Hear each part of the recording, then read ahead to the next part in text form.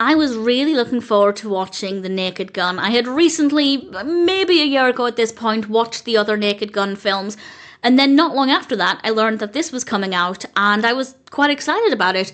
Having now watched it, I can confirm it's not very good. Had I never seen the other films, and I just watched this one, then I think it would have been okay, or it would have been a little bit better, but I don't think it comes anywhere near the quality of the previous Naked Gun films. Should I be judging it with reference to the others?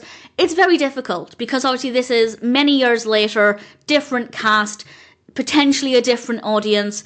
Judging it purely on its own, I suppose it's fine, and I will go into more detail about that in a moment, but judging it as another Naked Gun film, I just don't think it delivers. This was released, of course, in 2025. It's directed by Akiva Schaffer, written by Dan Gregor, Doug Mand, and Akiva Schaffer, with a cast including Liam Neeson, Pamela Anderson, Paul Walter Hauser, and various others. And Neeson plays Lieutenant Frank Drebin Jr., and that I liked.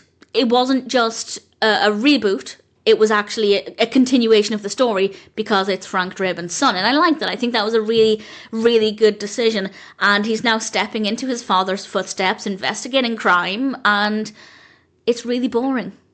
The narrative is really, really dull. It's not that nothing happens, it's not that it's all style and no substance, but it's that nothing interesting happens. I can't think of a single plot point that I found to be fascinating. Now, to be fair, with the other Naked Gun films, while I remember enjoying the stories to an extent, the things that I enjoyed most about them were the comedy, the character writing, the performances. So this could still work well, even if the narrative wasn't that interesting.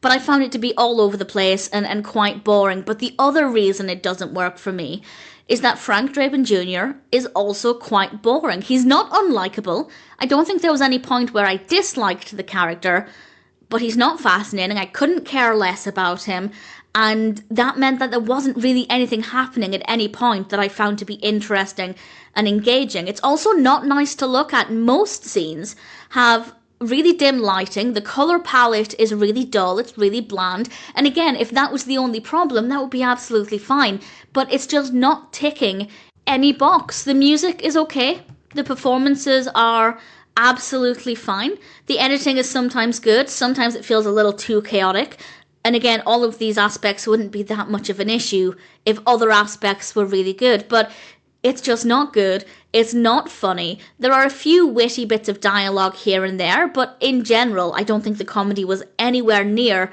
the comedy of the first films or the previous films. Yes, comedy is subjective, but I do feel like they tried to make the comedy similar, but it doesn't land. It really doesn't work, at least in my opinion. You might find it funnier than I did. Do I recommend it? It's very difficult, because part of me wants to say, if you liked the previous Naked Gun films, give it a go and see what you think. But at the same time, I feel like you've got a better chance of liking this if you didn't like those films, because it feels so different.